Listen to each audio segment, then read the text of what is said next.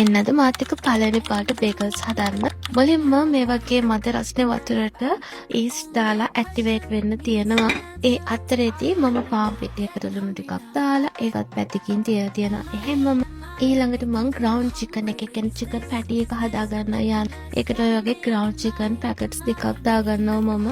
ඒකට මේ ටාකෝ මික්ස් මේ වගේ මික්ස් පැකට් මම දාන්න කැමති. ඒව නැත්තම් අපිට පුළුවන් අපේ දිනදා පාවිච්චි කරන ස්පයිසස් වලින් රස හදා ගන්න. එතකොට garlic powder, ginger powder, මිරිස් කුඩු තුන පහ චුට්ටක් ලුණු ගම්මිරිස් ඒව දාලා අපිට රසට හදා ගන්න පුළුවන්. ඊළඟට ඔය ටික මම ටිකක් fry කර ගන්නවා.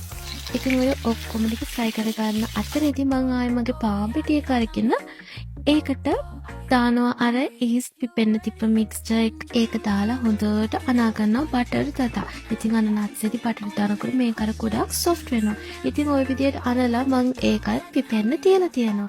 ඉතින් පිපෙන්න බෝල් එකක දාලා ඒක හොඳට කවර් වෙන්න තියන්න. මේකේ මගේ ඒ වීඩියෝ එක නැහැ. ඒකත් ලාස්ට් වෙන්න තියලා දැන් මේ එළවලු ටික කපා ගන්නවා. තක්කාලි, ස්වීට් පෙපර්, ඒ වගේම මේ නයි මිරිස් වගේ පේන මිරිස් ජාතිය. හැබැයි ඒක සැර නැහැ.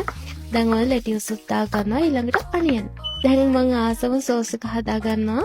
ඒකට මයොනයිස් දානවා, කෙචප් ටිකක්, ඊළඟට ලුණු චුට්ටක්, රතු මිරිස් දාලා ඒක හොඳට මික්ස් කර ගන්නවා.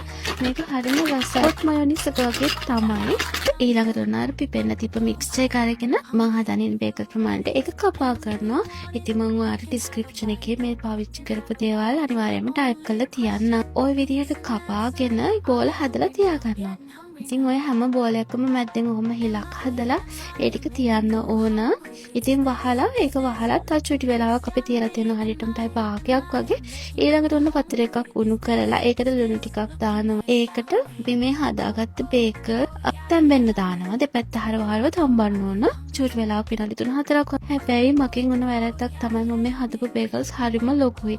ඉතින් මෙච්චර ලොකුට හදන්න එපා.